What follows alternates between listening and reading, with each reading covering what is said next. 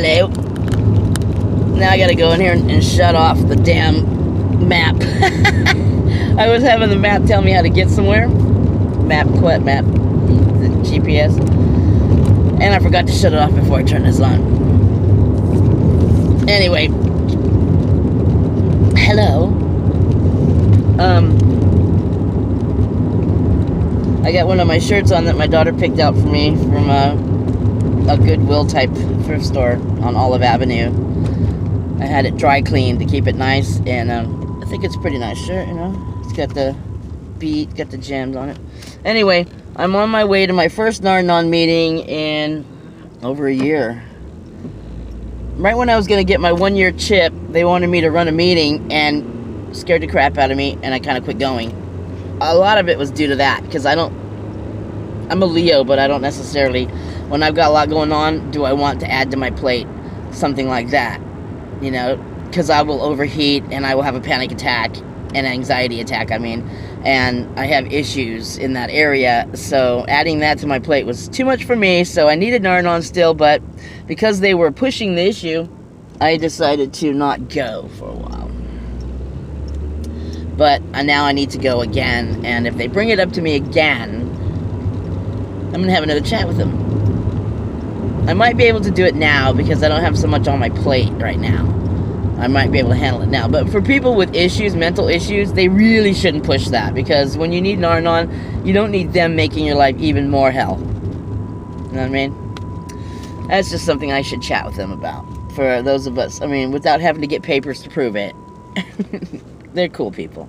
Anyway, I'm just saying hello to you all, and I'm on my way to my first Narnon meeting. Well, now Ruth, the lady I took care of for about a year, almost 2 years, maybe it was a year or something. Did I even get to work with her a year?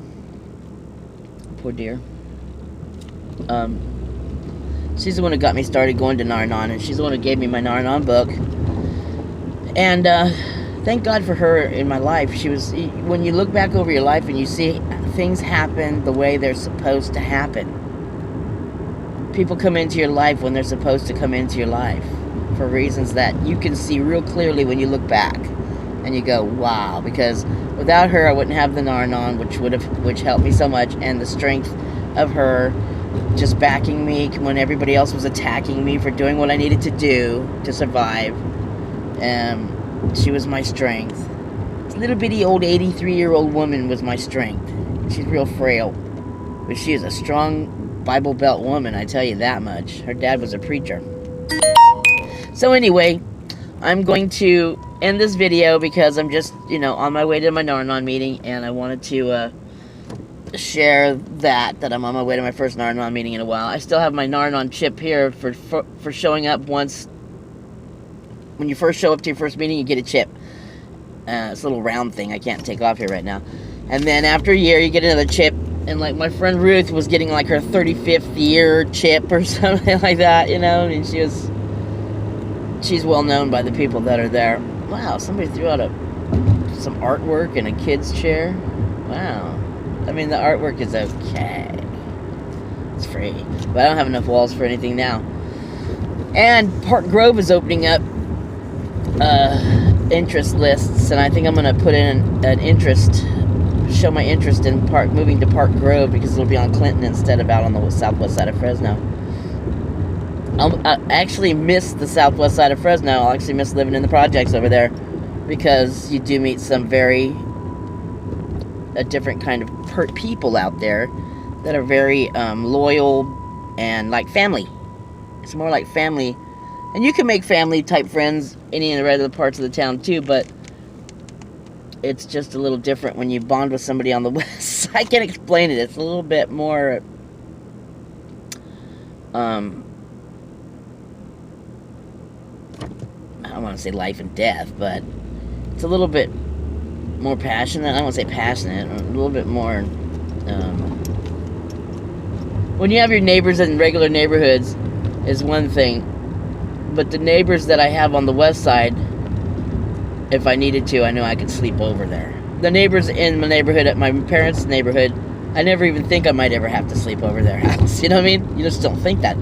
But the people on the west side, If I needed them, I'm sure they'd put me up. That's something that you think about over there. I have. I don't know about everybody, but I have. And you go and you help people out more. You get more involved in their lives, and they get more involved in your life, and you become closer bonded, like, than I do any other part of town. Any other part of town, I didn't get as close to the people as I did on the west side. But I've also lived there 10 years, too. Longer than I've lived anywhere else. Not 10 years longer than I've lived anywhere else, but I've lived there 11 years. And the longest I lived other places was like 5 years or something like that. Right? So, I don't even know where I'm going with that point. And does that point really matter? No, gonna let it go. Okay, I am going to shut this off now. I hope you all have a wonderful, wonderful day. Because I love you. In case anybody hasn't told you they love you lately, I love you. And I'm glad you're with us. I'm glad you're watching my videos. And if you like these videos at all, do me a little bitty favor and hit the like button under there. Because then that really shows me something. And if you don't, and in the comments, tell me the stuff you like me to talk about. You know, if you like me to talk about certain things, give me an idea what you'd like to hear something about. Maybe you want to know my opinion on something. I don't know why you'd want to know my opinion on something, but maybe you do. But if you're going to be mean to me, please try not to comment at all if you're just going to be mean, because who needs that in their life? We just want to be helpful and happy and loving and positive.